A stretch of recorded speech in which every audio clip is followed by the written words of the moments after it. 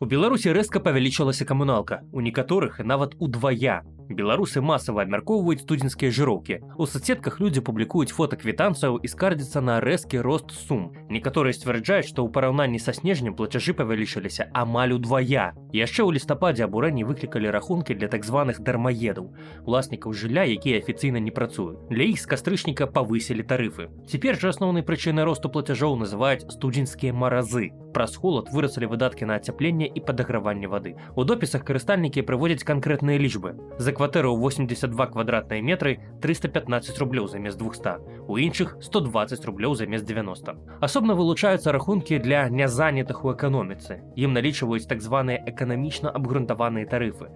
У соцсетках згадваюцца сумы ў 435 і нават каля 600 рублёў за вялікія кватэры. Пры гэтым студзенскія жыроўкі маглі быць яшчэ большымі. Планаванае падаражэнне большасці камунальных паслугаў перанеслі з 1 студзеня на 1 сакавіка.